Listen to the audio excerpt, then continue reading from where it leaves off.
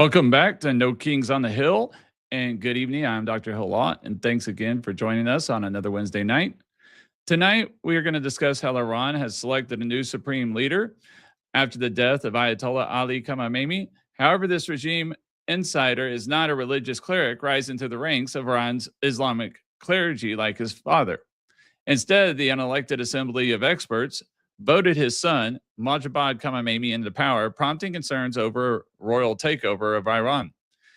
If you are new here, please make sure to follow or subscribe, depending on how you're watching the show, and check out our website at nokingsonthehill.com, where you can subscribe to one of our 3 plans to help support the show, participate in subscriber-only lives and Discord chats, access our weekly blog, get a chance to be a guest once a month, and vote on what topics you would like to see covered next.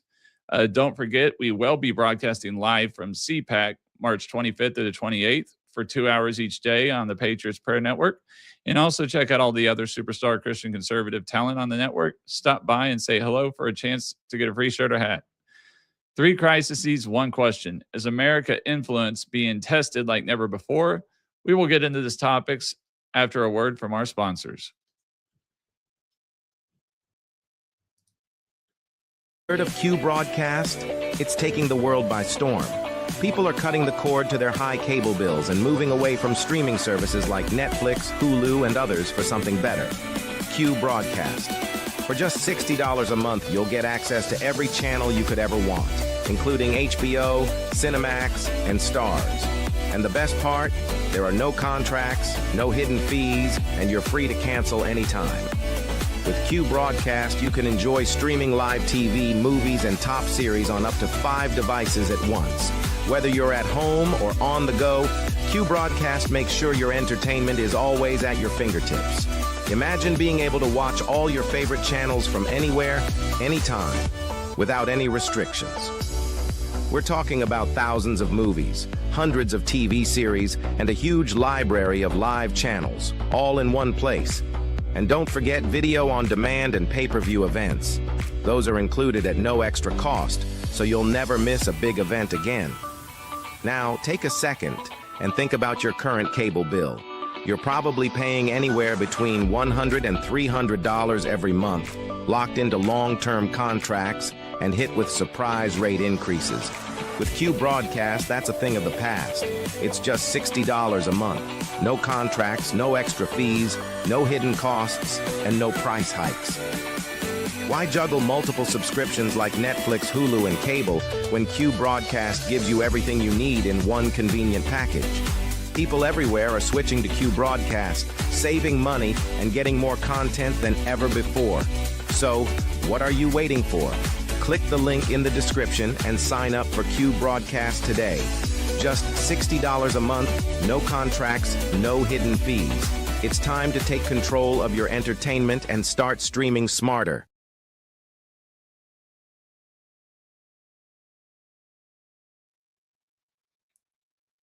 All right, hold on 1 second.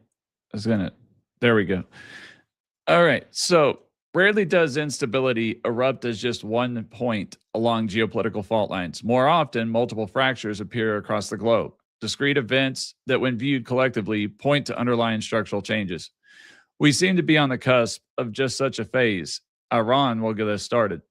Last week's assassination of Ayatollah Ali Khamenei was about more than toppling Iran's most powerful politicians. It also set the Islamic Republic up for its first genuine succession crisis within its ruling elites since the first Ayatollah died back in 1989.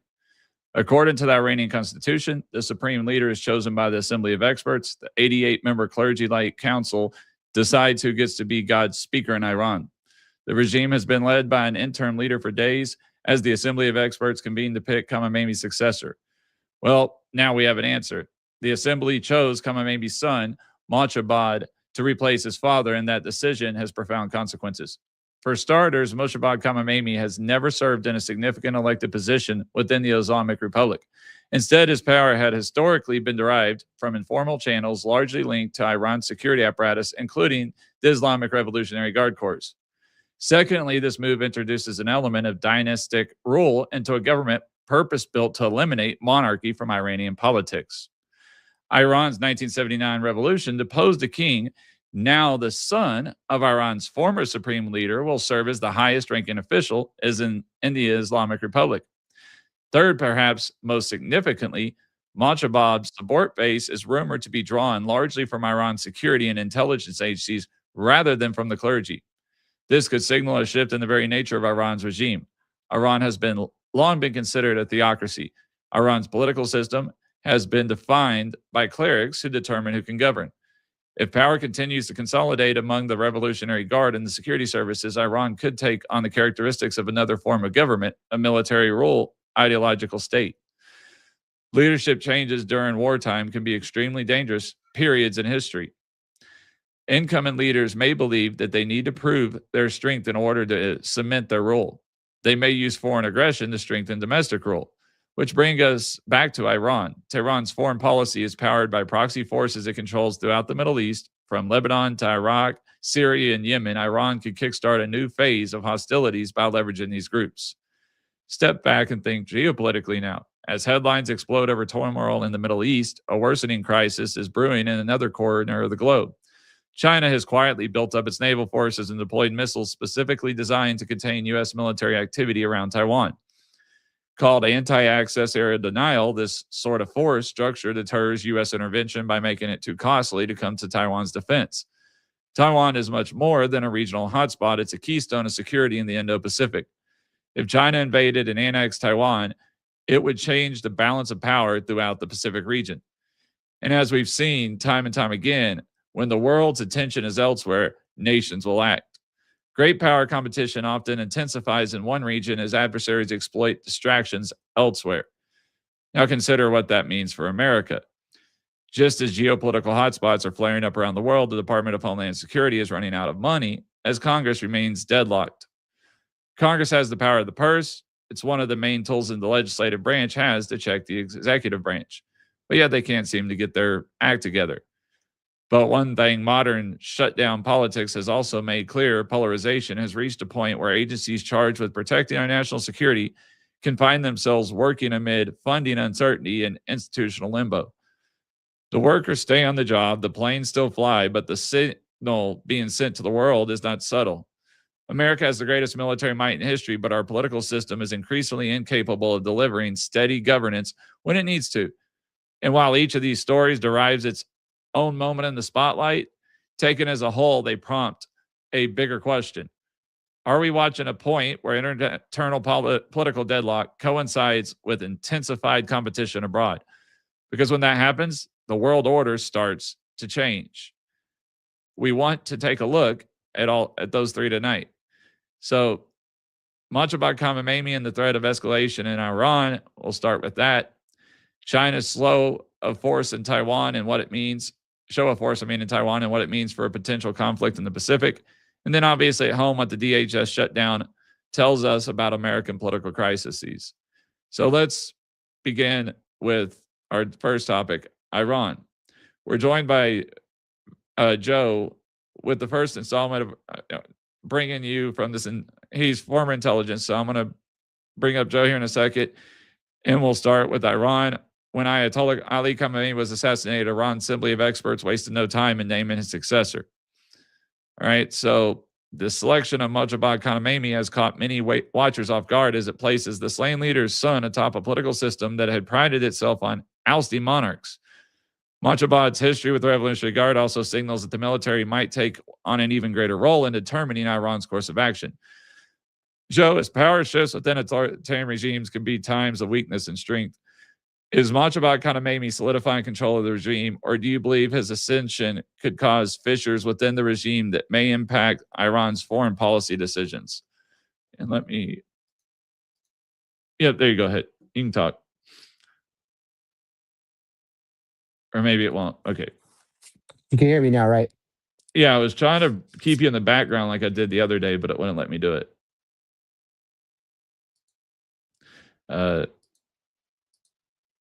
That's where, are you there?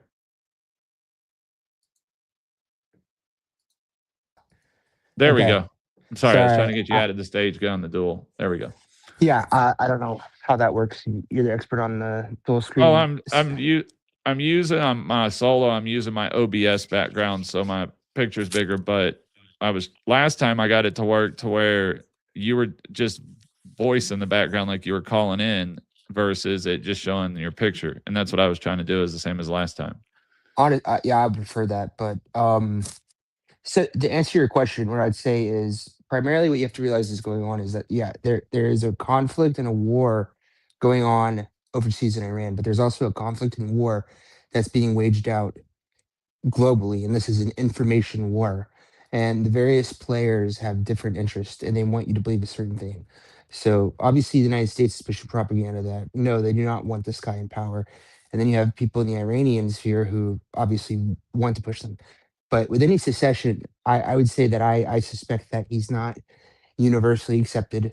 I know that there is some, degree of resistance to him being the son of the last Ayatollah. So historically, the first Ayatollah was the mentor of the second Ayatollah. So I think it's also important to mention that, this third Ayatollah is that he's not made any media appearances. So to me, that strikes me as figurehead. He's figurehead.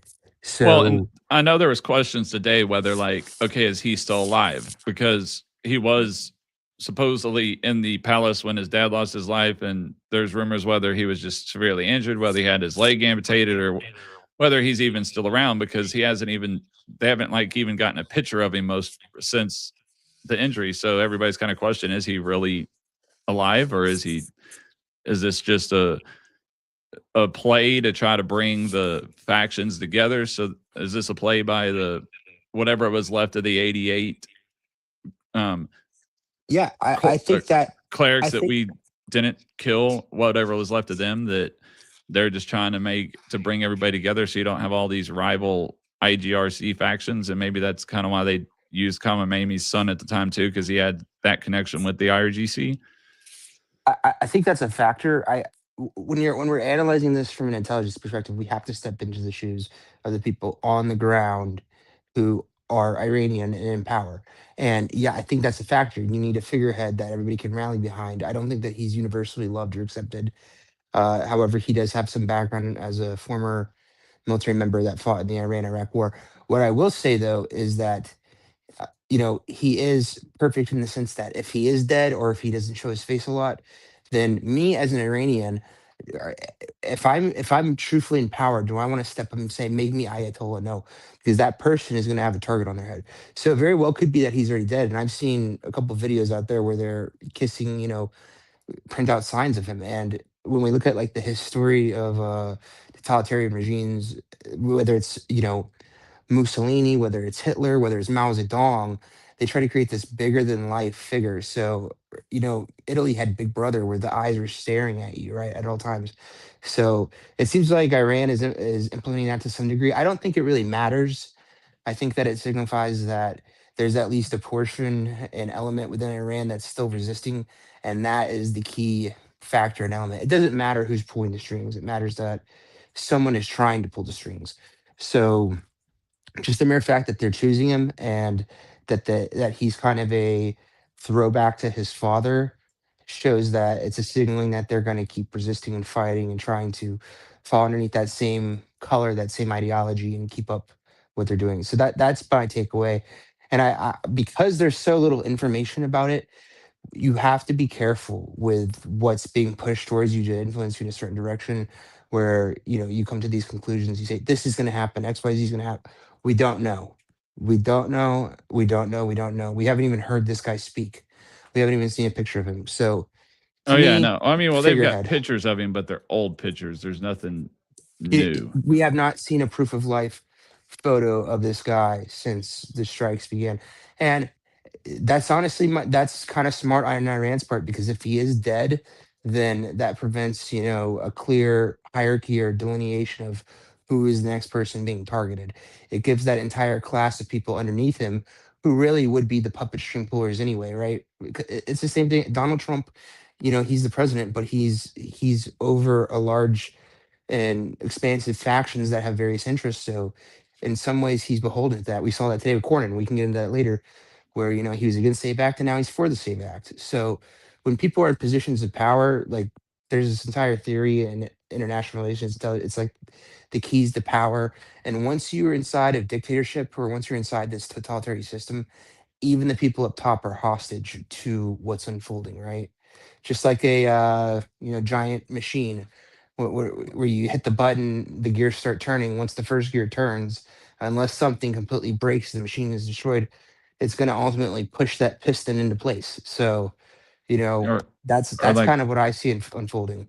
we saw this weekend with the Iranian women's soccer or girls soccer team in Australia, where I guess 6 of them somehow either their family had gotten out or they felt like it was safer to stay than go. The other ones, literally, whether they knew they were going to end up being killed or not when they got home, they went still left because obviously their parents and their families were being threatened if they didn't go back, because I guess they decided to protest and not sing the national anthem or something while they were at the because of the Ayatollah losing his life, and they kind of protested against it.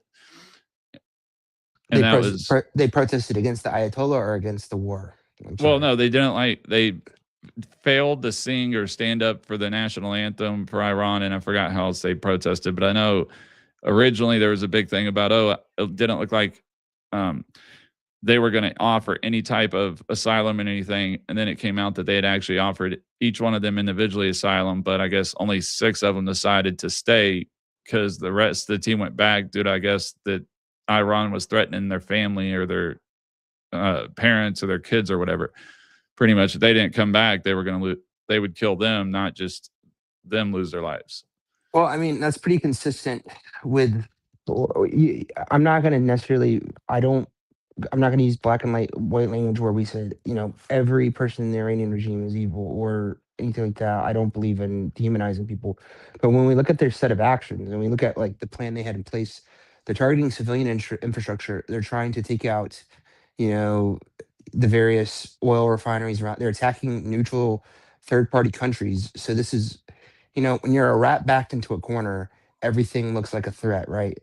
At this point, Iran is the Chihuahua, and they're just attacking everything they can. And of course, they're going to target, you know, innocent Iranian soccer players. But yeah, you're right. Like those girls had no other choice. If someone told me return home or your family's going to be executed, I'm gonna go home, and I'm okay facing that music myself. I don't want it to happen to my family personally. I think that's the other thing is that we can't forget the human element, and the majority of people who are working for serving underneath the regime, where they're what we're called military age males, right?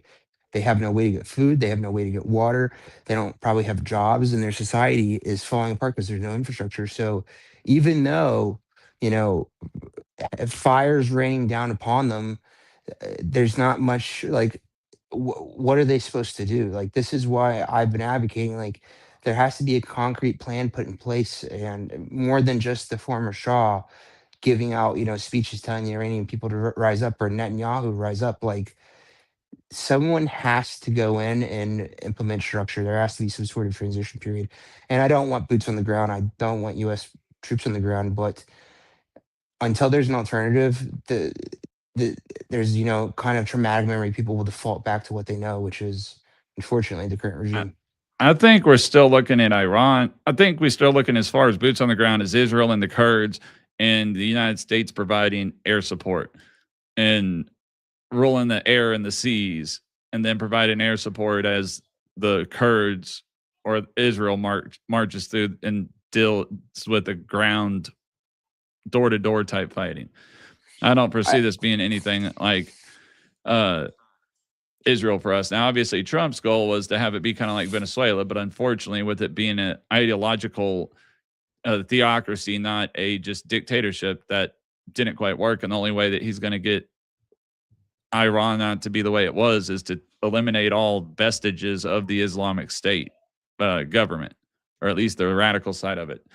And Iran would have to go either back to the prince or have to go back to some form of other government, democratic form of government, not this the Islamic theocracy that they have. yeah. But So you also have to realize, like, okay, so a lot of people in the United States focus on upward mobility as a social issue, right? Like how many people are moving from poverty into the top 1%. But in order to go from poverty in the top 1%, you have to displace someone. So right now, in order for people to move up the hierarchy of Iran and to take power, there's a group of people that will be displaced.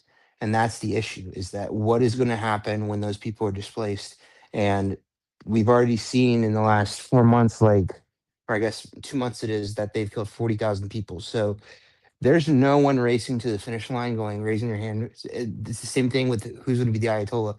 They've got a guy who's reportedly already been killed. Like he's supposed to be dead for almost 2 weeks now, and he's being made the figurehead. So no one's racing to be the target right now. That's what I see. Is I see a lot of analysis paralysis. People are afraid to act. People are afraid to, but things are going to continue to disintegrate. I think that there's a willingness on the U.S. Israel side for total war. Like their infrastructure is being dismantled on a level that we really haven't seen since maybe Iraq. But that's all to say that if, again, I'm not somebody that's supportive. I'm not somebody that's against. I don't automatically support everything Donald Trump does. I don't automatically oppose it. I don't automatically support Rand or Ron Paul. But like with with this, it really needs to be done quickly. We need to get in. We need to get our objectives done. If it succeeds, great. If it doesn't, Obama did the same thing in Libya, and that country. What? Can you still hear me? Oh yeah, I got it to do it finally. Okay. Yeah, and we did the same thing in Libya. We did the same thing in Syria, and Syria was in a civil war for over a decade. And like this fear of how it's going to impact our domestic politics, like unfortunately, this is just the process and how things shake up. But yeah, I think you're right. Surrounding countries need to step up, whether it's Iraqi militias, Kurdish militias. I don't think Israel is going to send its own people to die on the ground. I don't think that's realistic. I don't see the will there. Um, Beyond like the Mossad agents, I don't see the will with the American people beyond maybe special operations missions. But yeah, I- it's too soon to tell. As much as people want like every day, the preparation of the battle space is changing, and we have to have patience. But that's just how it goes. Don't feed into Yep. the fear either, though. That's what I will say. Do not buy into the fear. All right, so let's move into our next topic, the Indo-Pacific. While there are tensions building in the Middle East, China is militarizing around Taiwan with ships and missiles. The strategy is simple: make it costly enough for America to where we don't want to intervene, that they'll think twice.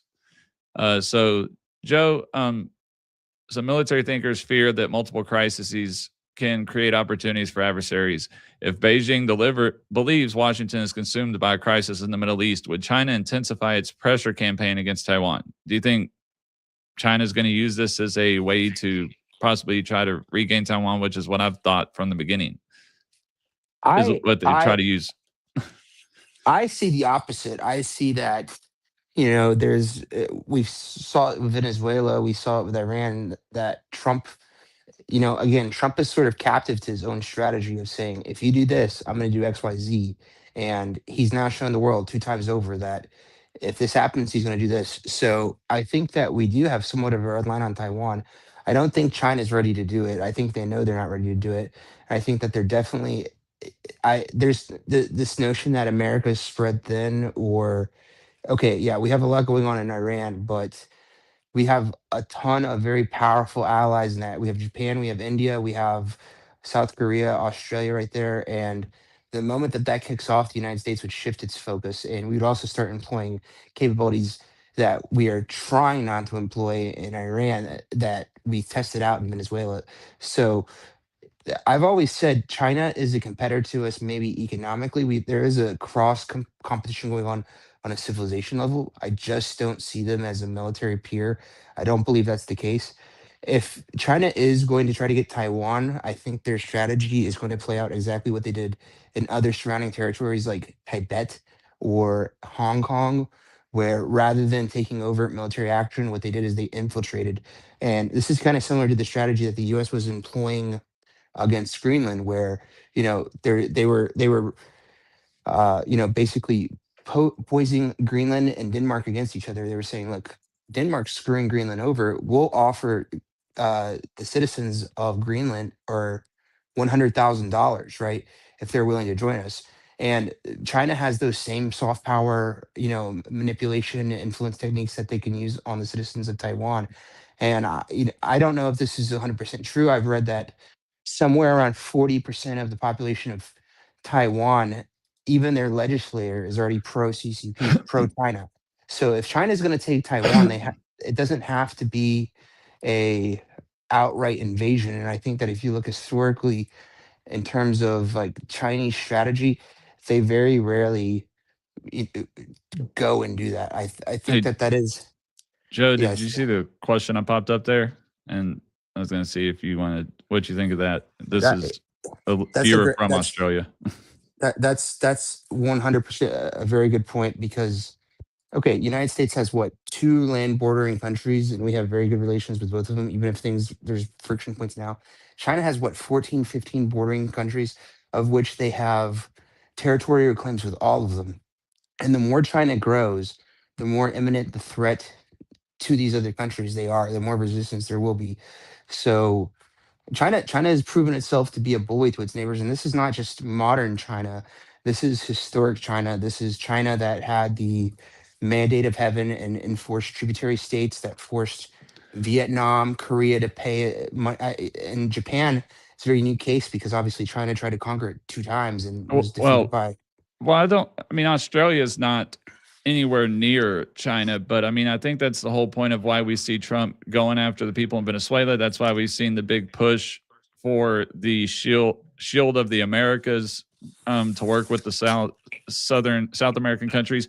That's the whole point of going after Iran, is trying to get China's talons and stuff out of that area. And I don't see Australia partnering with Russia. They're still part of the British government last time I checked, and Britain is not going to partner with China.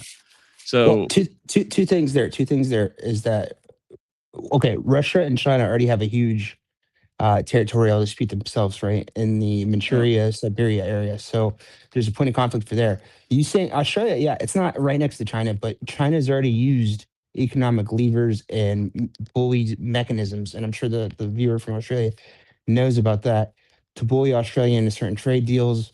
And obviously, like Canada is one of our closest allies, but we've seen China using duplicitous means to buy its way into Canadian society and influence Canadian society. We've seen them do that in the United States with farmland. We've seen them do that in Panama with the Panama Canal. We've seen them do that in Costa Rica with the East to West Highway. We saw them do that in Africa, where they're building infrastructure to extract resources, roads to airports to send them right back to China. And we saw that again where they're doing that in Iran and Venezuela, where they're trying to build one, the Silk Road, and then two, a hostile outpost for producing, basically a place that could be used by Iran, Russia, and China in the Western Hemisphere. So, and Robin, I agree that yes, Australia probably does a lot more trade with China than they do with America, but I still don't see that going into a militarily type um, combined, because Australia, last time I checked, is still a British nation or part of the British Empire. And Britain is not going to become an ally with China. That's not going to happen. Britain is a very strong ally of the United States. They're part of NATO. They're part of the UN. I don't see that happening, period. I mean, yes, there's, as far as with Greenland, the Greenland is a whole other story of the Arctic threat, because if the United States and the UN or whatever don't control Greenland, China and Russia will try to get it, and they will take it by force because of how close it is to Russia. And as the globe warms and the Arctic starts opening up, because there's really no land up there, it's all ice, there's new shipping lanes that open up, and that's a national security issue with defense from supersonic from Russian nukes and Russians hypersonic missiles and everything, because the majority of their launching sites are in northern Russia, which literally wrap around right pretty close to Greenland. I mean, I think one of the bases is less than 100 miles. One of Russia's bases and islands is less than 100 miles from the tip of Greenland. It's not that big of a difference. good.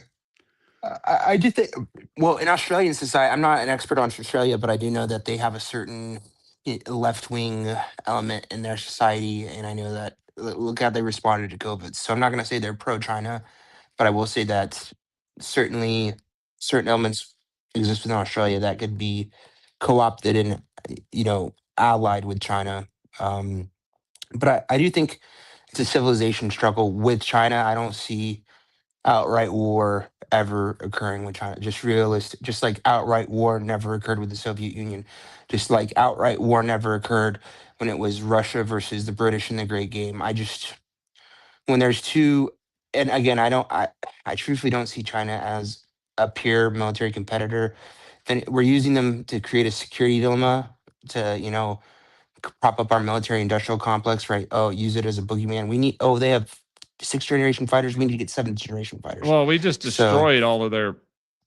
We just destroyed their air defenses because that's literally what Iran had was Chinese Chinese and Russian air defenses, and we wiped them out like a day.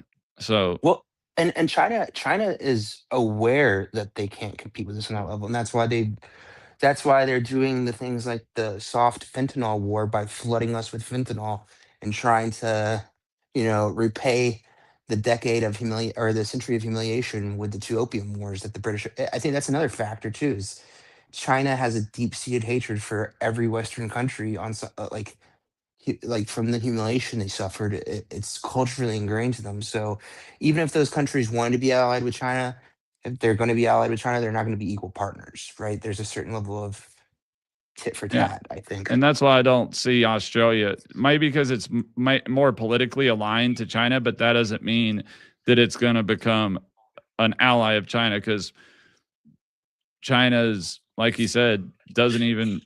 They have a deep-seated hatred for the West. If they were to ally with you, it'd be to bully you, and it wouldn't be to get for you to be equal with them. It wouldn't be an equal partnership. And two, China's funny thing about it is they haven't really fought in any major wars that we've been in for a long time. Yeah, they've had territorial wars with people that border their countries, but even we never really fought Russia. Russia was like the Red Army that one time. That's about it.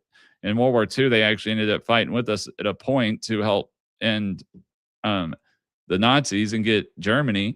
But in none of those wars did China ever jump in. It was always Japan and Russia. And then the smaller countries, China wasn't even in any of the world wars. I mean, they assisted some militarily wise, weapons wise, and stuff with supplying. I think them and Japan were fighting, but that's about it. Yeah, I think China invaded Japan like 34, right? So Yeah. it Oh, was China doesn't bully anyone. I Yeah, mean, they sorry, bully people. Japan. That's Japan it. invaded Manchuria in 34. If I can remember correctly. Yeah. No, that Robin said that China doesn't bully anyone. Ask Tibet if China bullies anybody. Ask India. Ask Kashmir. Even Pakistan, which is a close ally of China now, they had open hostilities on the border less than 4 decades ago. So look at Hong Kong. Look at what happened to the free speech.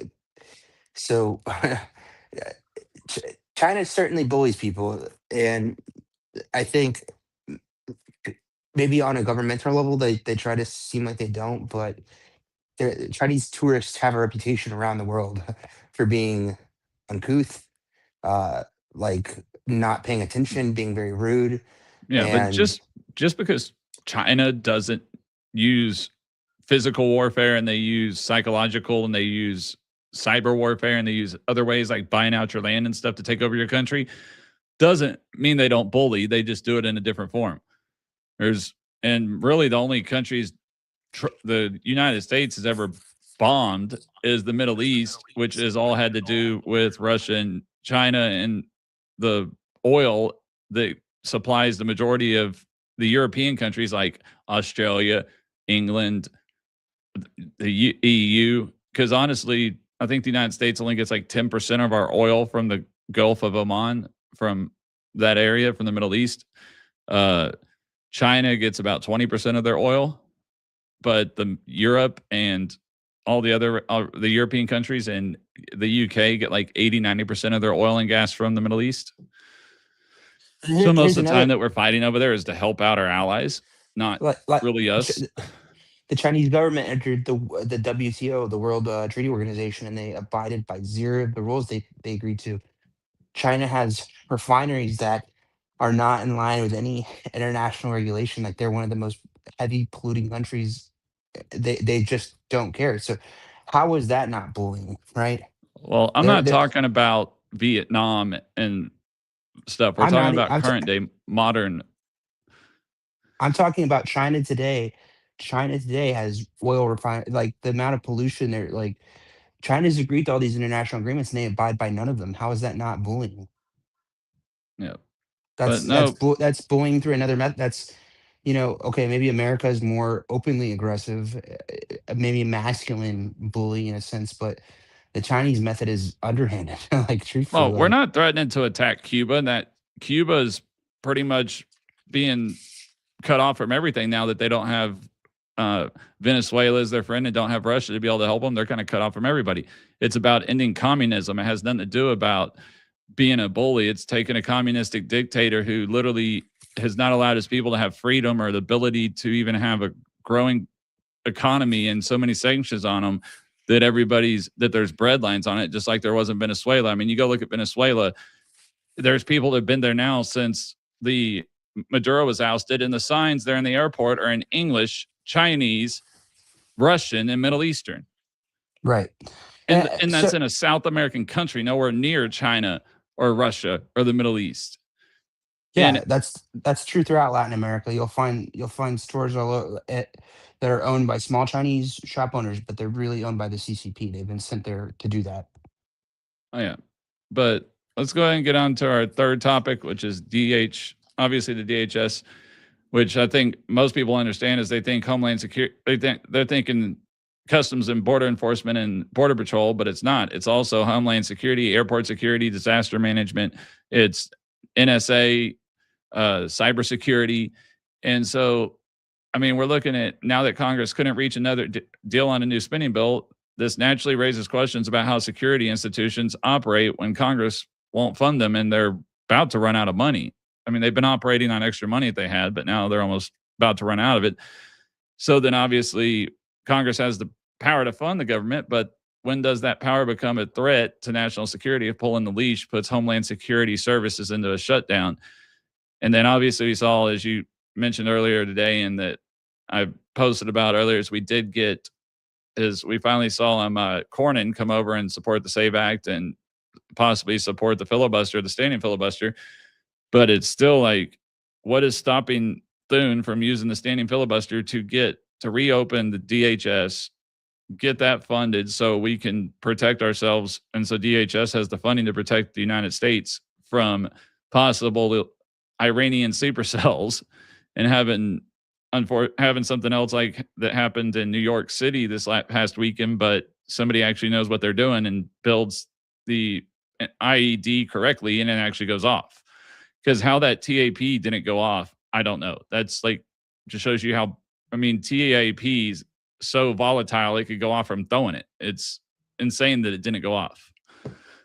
Well, I do know that a lot of those guides on how to make those are intentionally proliferated by our own intelligence services, and they teach them how to do it incorrectly. So Okay, who and knows? Robin, real I quick, don't know if that happened. China, a developing nation, should have their GDP. If they were doing good, their GDP would be around 12 to 14%. They estimated a 4.5 to 5% GDP. That means they are in some serious economic trouble as a developing nation. A developed nation should be around 3 to 5% GDP. But a nation that is still developing, that's not into a developed nation yet, should still be around 10, 12, 14% GDP, which is what they have been historically since they came into the world market. So, no, China's economy is not doing better than America's right now. Yeah, I would agree with that. I can't see those comments. What did she say? I'll put it up. It just says that why is communism bad? China is doing great, much better than America economically in terms of direction. China's also not. I There's three levels to the economy in China, and the lowest level is highly capitalistic entrepreneurial, and it was implemented after Mao Zedong went out of power. And the CCP, remember, realized that during the great, starvation period of the '60s, that if everything's controlled centrally, they can't grow enough food to feed everyone. Okay, why is communism bad? Well, let's think about it.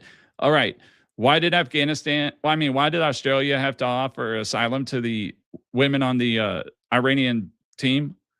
Because they were going to be hung in the town square when they got home for going against their ruler, for not singing their national anthem or standing for the national anthem. America, we don't do that. They come home just fine. We may not agree with what they say, and we say, hey, that's not the right place to do it. You need to keep your political ideals to whenever you come back to America. You don't need to be trying to do that when you're representing the whole country on a international stage. But we don't threaten to have them hung in the town square like a communist theological dictatorship like Iran does, like China would do. So I promise, while communism and socialism may sound all great when you read Mao or you read any of those books and their original ideals of what their society they're trying to build, but when you actually look at how that society came up and what actually happened versus what they said would happen, and the massive differences in those, and the massive suffering and amount of people that have been killed or sent to re-education camps or concentration camps. I mean, China right now, if you're a Muslim in China, you go to a re-education camp, and if you don't do that, you go to a hard labor camp or you get killed. Yeah. You get euthanized. I mean, my criticism of communism is much along the same lines. It's based in assumption and mantra and materialism, and it says that the most important outcome is material, and that everything has to be equally owned and shared. And what that does is down the line of the logical chain, it says that the material is more important than humanity. It's material wealth is more important than human life. That is the logical outcome every single time. And if you don't believe that, again, look at history, like you just said. So me, I have a different worldview. I believe in God. I believe in a higher power, and I say that, realistically, ideally, we're just stewards of everything physically that exists. We're not the actual owners. And as immoral as personal property ownership is, what's far more immoral to me is the idea that some centralized state bureaucracy ran by a bunch of, a handful of people control everything and they decide who gets what. And we see the outcome in China. Like, look at what happens to elderly people in China. Look at what happened to people who were locked inside of their homes during COVID and couldn't get food. Do you want to be treated that way? Do you want innocent people to be treated like prisoners and criminals? No. That's why communism is bad. Oh yeah, I agree. It's crazy that, I mean, I actually have been looking at, I was going to start reading some of the books from Mao and all of them just to historically, so I can have the arguments and be able to make the arguments on it more. But I told my wife, I was like, well, I would love to have my kids maybe read this just so they could see. They're too young, and it could actually end up making them making them agree with it versus understanding what's really the whole point of having them read it for. Whether Marx, I think I was going to do read Marx's book with Marx, and I forgot what's his name, the other person he wrote it with. Gorky. Yeah. Italian dude. Yeah. But all right, so let's go into our. Excuse me. Yep. Oh, you're okay. So let me go into our rapid fire segment, and it goes into the question of does let me get to the first question. I was trying to remember on the segment. The first question was, should Congress be required to authorize any major military escalation involving Iran?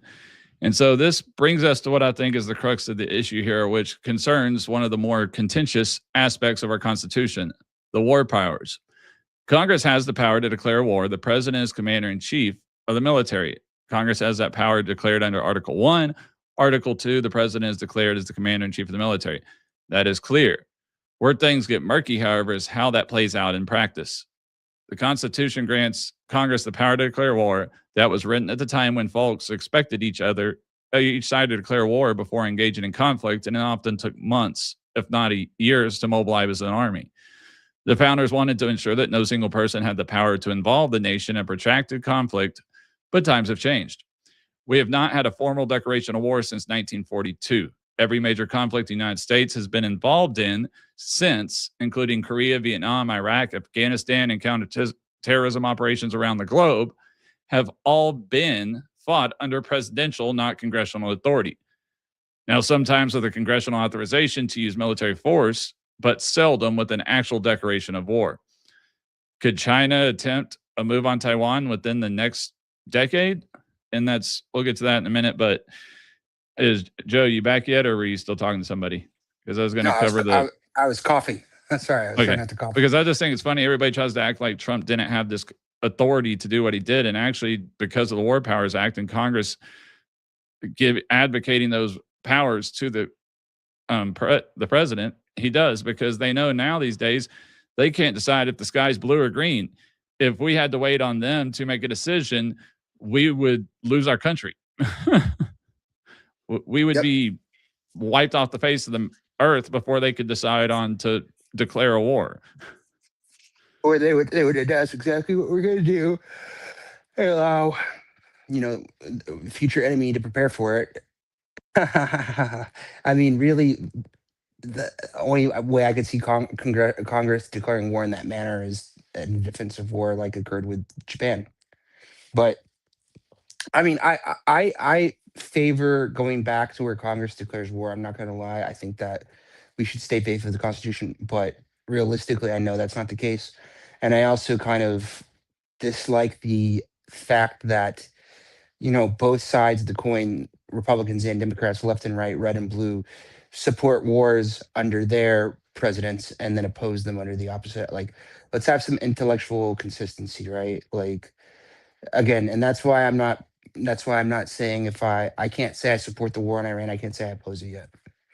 Well, and I agree. And that's another thing is, like, if you look at all the first polls that came out that showed that the majority of the American people didn't agree with the action in Iran, they didn't even know what was going on. They didn't have any of the ability to even understand. They were done literally like Saturday afternoon, Sunday morning. But a later one that was conducted by Fox was a 50-50 split.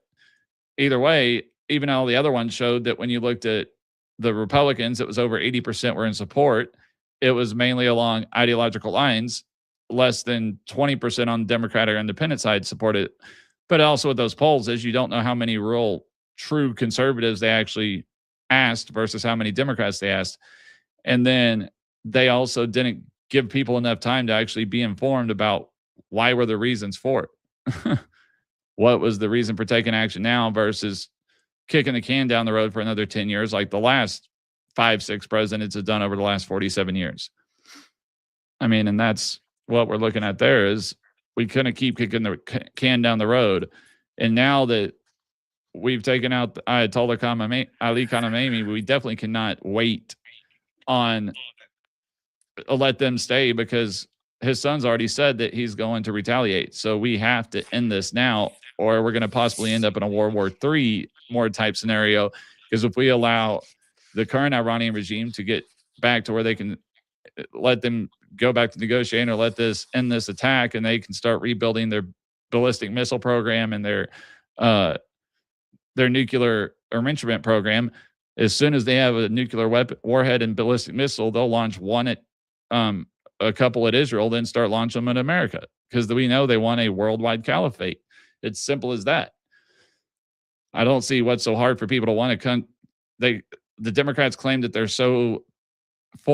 they're for gay rights and that they're for women's rights and that they're for all this individual freedom, but literally everything that they are for, Iran is against. If you're gay, if you're trans, if you're lesbian, if you want to be free as a woman, you get hung if you try any of that stuff in Iran. You can't openly speak. Women can't get an education past the 8th grade. Women can't drive.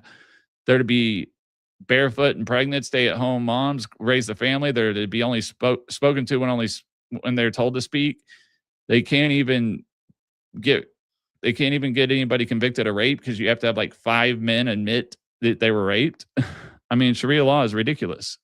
And somehow Democrats, all because of their hatred and their Trump derangement syndrome, they're letting it literally when they're sitting there and trying to protest in favor of Iran, they're literally going against everything they claim they believe in.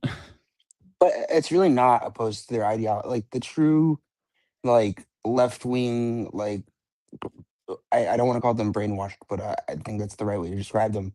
Is they do view the world through a black and white lens, good and evil. If you support my sense of morality, I support you. If you don't, F you, you don't deserve to live anymore.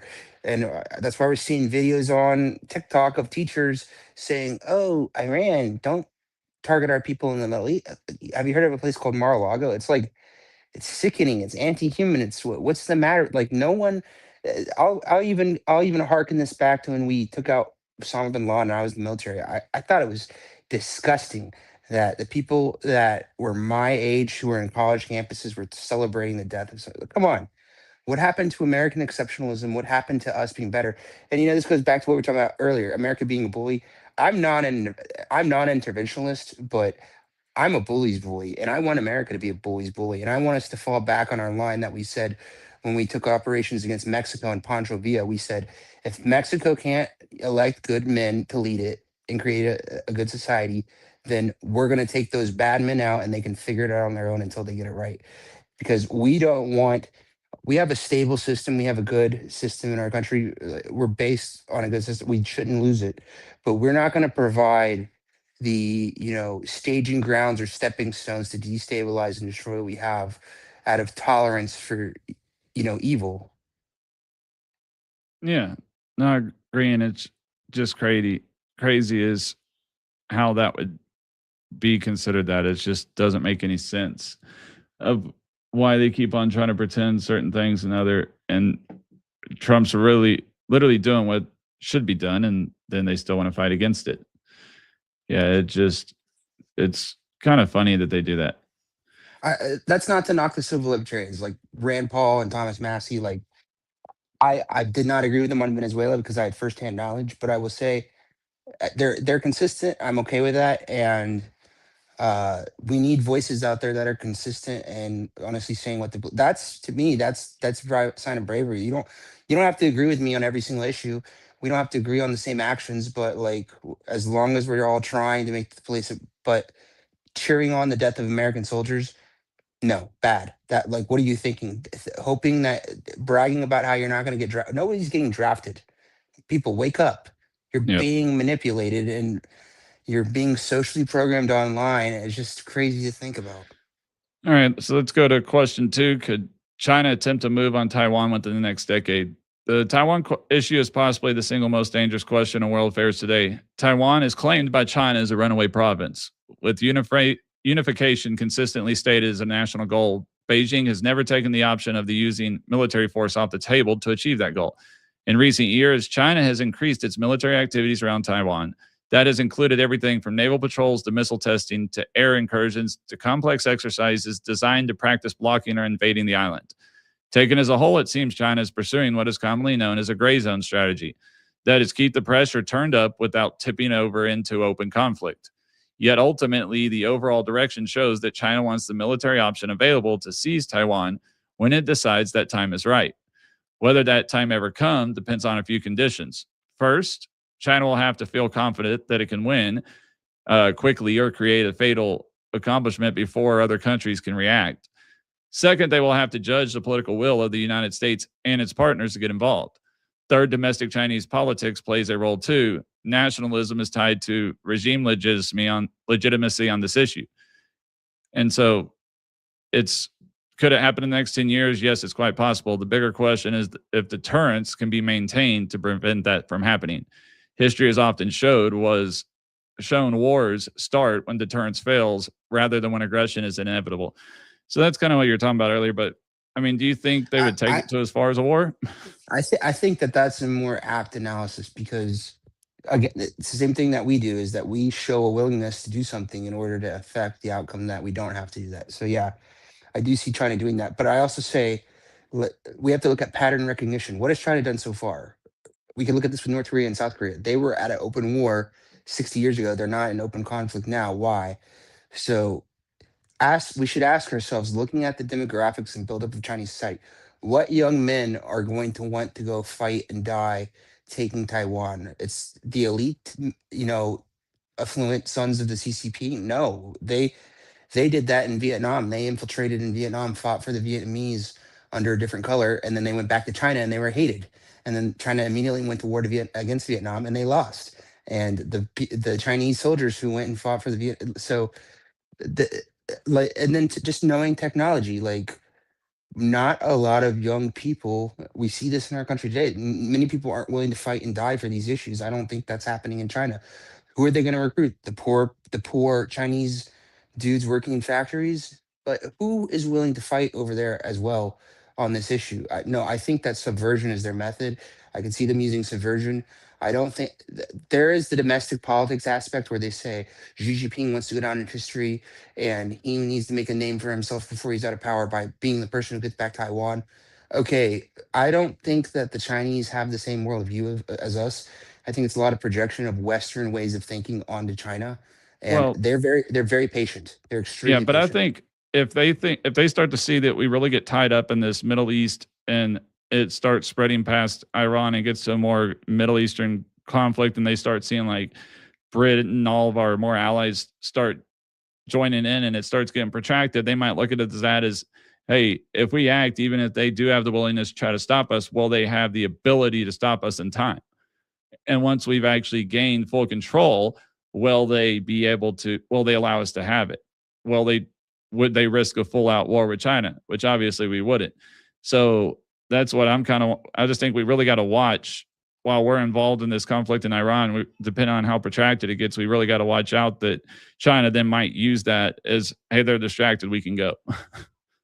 So let me ask you this: Who is China's true allies? Like, okay, on paper, Russia, China, and Iran were allied, but the truth is the only uniting factor is the fact that they oppose the world hegemon, the United States.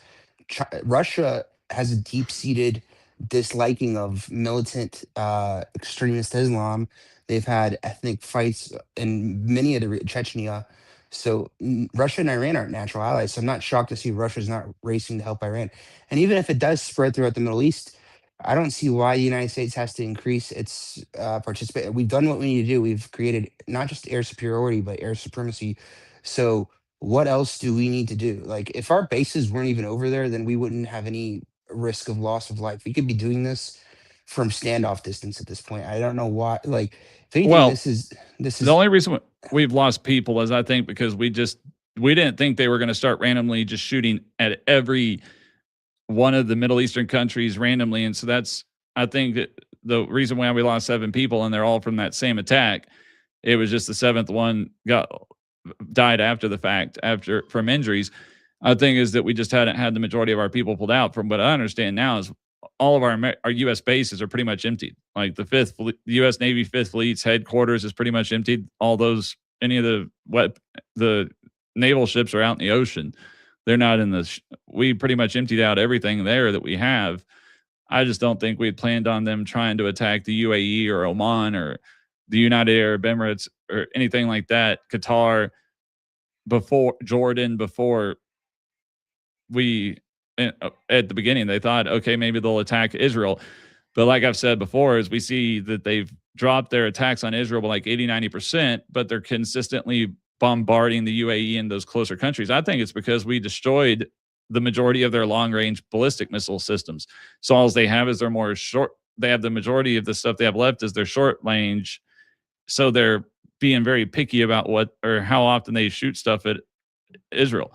Because if they had a bunch of long-range stuff left, that 1,000 missiles and drones a day that they're launching at the UAE would be going at Israel, not the UAE.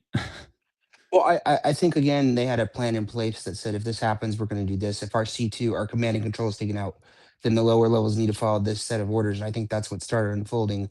And I think that's a testament to the fact that there was a certain level of decapitation that's going on in the leadership, and the leadership that was taken out. Their plan in place was to expand it into a regional war and target people in that manner. But I don't. Have you heard of this guy named Anthony Aguilar?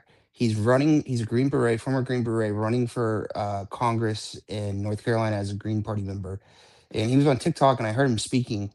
And one of the he kind of had the same message of one, this can be World War III, and then two, that Trump has put all these American lives in imminent danger. There's the CRAM and Erbil was destroyed. It's going to lead to great number of losses of American troops' lives. And I'm like, okay, but why is that? Who sent these people? Why are there American forces in Kurdistan and Erbil still today? Why do we have people? This is overextension. If anything, okay, we attacked Iran. It's good they were there. Please get them out of there now. We don't need to have permanent overseas bases. We don't need to have permanent military alliances, and we don't need to have permanent military opponents or enemies. Like this is all a consequence of empire, which is extra constitutional, anti-American, and quite frankly, anti-Christian, anti-human. So get what we need to get done, do what we need to do, save the lives over there, defeat this radical ideology, and then get the hell out of there and focus on our own country. Well, That's what I want. I think he's laughing because we've knocked out almost their whole Navy, over 60 ships now, and they haven't put a dent in one of our ships. So to say that we're somehow, because they've taken out one or two radar satellite stations, I think is a joke. But let's go to our one last question. So, because we've already kind of go over an hour, but should Homeland Security funding ever be subject to shutdown politics? I mean, as obviously Article 1 of the Constitution vests Congress with control of the federal purse. This power, also known as the power of the purse, is one of our primary means to check the executive branch. But there is a flaw in our system that arises when this power collides with how the federal government actually functions today. Under the Department of Homeland Security, our agencies charged with border security, aviation security, emergency management, and safeguarding our nation's leadership. In the event of a shutdown, many of these workers are expected to continue working because they are considered essential employees. Border Patrol agents, TSA scanners, Coast Guard workers, and even the other cases, these men and women could be asked to work without assured compensation. The problem is not negotiation tactics, it's the very foundation of these agencies. But budget battles are a normal part of our republic's budgetary process. But our national security agencies should not have to face the threat of their missions being consistently disrupted by short-sighted politics. Employees' morale will decline if they're asked to continually perform their duties under the threat of uncertainty. Congress should not lose its power of the purse, but perhaps certain aspects of our national security agencies should have guaranteed funding that do not cease during the times of political wrangling. Because, I mean, we do have other guaranteed funding like that with Social Security, Medicaid, Medicare. That stuff is a guaranteed budget. It's not done every year. It's done every like 10 or 15 years. Do you think that maybe national security should be put on that? Because it's also the Secret Service is included in this. I think this is a huge domestic political issue. I think that they're doing exactly what they did with the shutdown. Is they're defunding DHS, yeah, because they say they're targeting ICE. Okay, great, whatever. However, like TSA is not getting paid right now, and when we start having issues with people getting it, okay, that's also. I'm not advocating that TSA should even exist. I think that it should be separated and devolved down to the local airport level and have the state governments control, airport security. That would be ideal in my book. So when you stop being able to fly because TSA isn't getting paid, that's going to have a huge implication on our domestic economy. So Democrats, again, are intentionally sabotaging our country to make Trump look bad. And they're using social programming. Oh, ICE is bad. We're standing up against ICE. No, what you're trying to do is you're trying to foment and sow chaos and create terrible economic conditions that are going to affect the average Americans, because you know that these congressmen are flying on their private jets. Maybe not all of them, enough of them, right? So Yeah. that's my issue. Like, come on, like stop playing games with the livelihoods of Americans. I hate it. Yeah, but I still think national security, because they're using this because they don't like Border Patrol or Customs Enforcement or ICE, but they're also forgetting that, like we said, it's FEMA is not just natural disasters. They have a whole lot of other areas that FEMA works in that's national security protection and some stuff to do with foreign, with the borders and stuff and international aspects. Plus, there's parts of our cybersecurity and NSA that are funded under this too. And it's like those areas of our government should not have to worry about going without funding. Like people who protect our president and former president should not have to worry about if they're going to get paid every month or not. I mean, the last thing they need to be worrying about is how they're going to keep their house or their mortgage or keep their kids in school, when they need to be concentrating on protecting the president's life, or the vice president, or the secretary of state, or the past former presidents and the former presidents' families. I mean, these people don't need to be worrying about if they're going to have a home to live in or not, or how they're going to pay their phone bill. I mean, look, you're right. I mean, I don't disagree with you on the national security issue, but I do think I think they're playing a game politically, domestically, and I would reference back to the Epstein files. What did they say about JFK? They said, "Well, we're going to try to get him out of power, force him to choose to get out of power, rather than having them do what they did to JFK." And it's like, yeah. So if you defund Secret Service, what's going to end up happening to somebody along the way, right?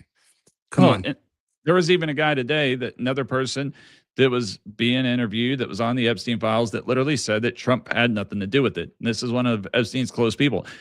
We're finding out by everybody they're interviewed that Trump's name is not coming up as being anywhere tied to this. He's getting vindicated every time that they interview somebody, even from the Democrats asking, which we're finding out the only thing that the Epstein files had to do with was trying to hurt Trump. It had nothing to do with getting the victims justice. If they wanted to get the victims justice, they would have brought this up years ago during the Biden administration.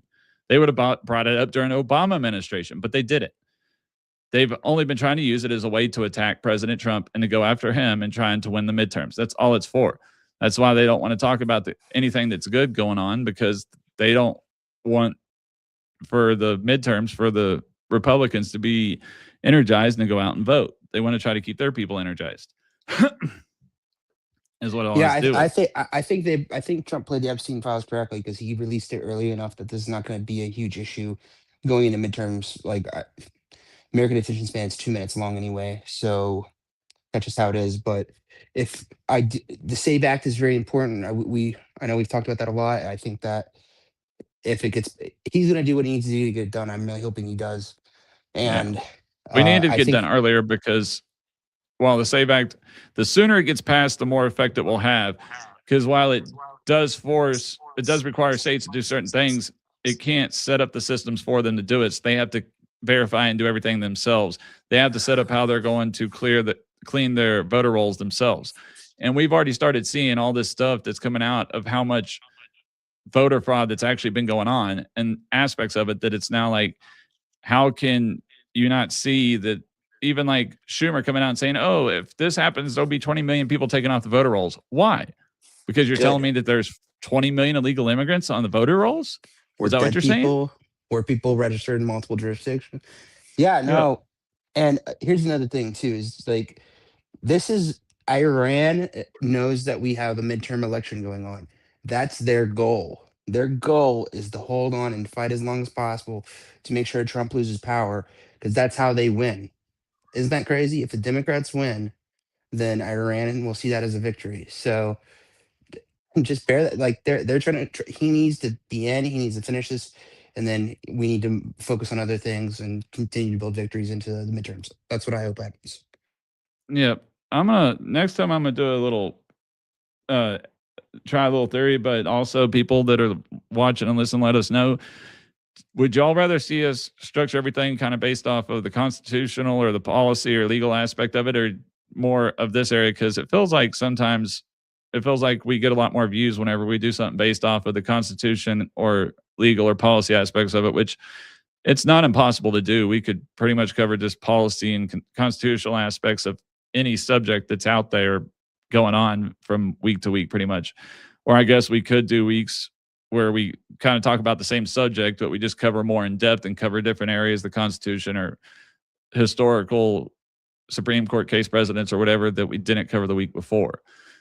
Because I know one thing I want to get us all but the crazy thing is the official book is like $600 and it's Madison's notes. I want to get that and read it.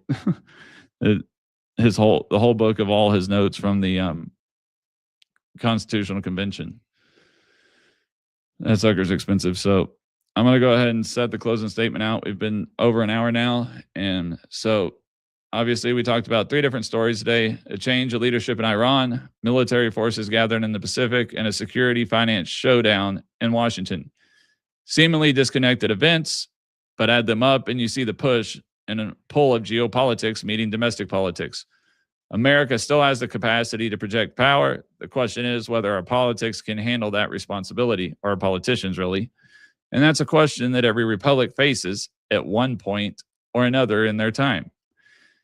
So, for the end of the show, before we go tonight, we wanted to take a moment to say thank you to each and every one of you for tuning in to another episode of No Kings on the Hill with Dr. Law and Joe St. Clair. If you enjoyed what you heard tonight, please subscribe to our page wherever you watch or listen. If you're on YouTube, click the subscribe button on your channel and activate notifications so you'll know when new episodes drop. If you're watching on Facebook, X, Kick, or Rumble, follow us and share this episode with your friends who enjoy intellectual conversations surrounding law, policy, and geopolitics. Also, you don't forget you can check out our website at nokingsonthehillwithdrlaw.com. There you can sign up for free with just your email and receive access to our weekly blog where we dive deeper into a lot of the topics we talk about on the show. If you'd like to become a supporter, we also offer 3 levels of membership: bronze, silver, and gold, each with added benefits. Those memberships allow us to continue expanding the program, produce more episodes each week, and spend more time on research and content creation. Lastly, we want to give a special thanks to the Patriots Prayer Network for sponsoring our show. The Patriots Prayer Network is dedicated to faith, prayer, conservative politics, and taking a stand to help strengthen the values that uphold our country. Please take the time to visit the network and learn about our other great Christian conservative voices and programs that are on the network. You can find them on the X, Rumble, and Q Broadcasting with the Patriots Prayer Network channel. We appreciate everything they do and are thankful they've chosen to partner with us. And thank you for spending some time with us tonight. We've appreciated you letting us into your life like this and engaging with us on these topics. For No Kings on the Hill and my co-host Joe St. Clair, I'm Dr. Hill Law. Thanks for watching No Kings on the Hill, and we hope to see you on the Hill next time.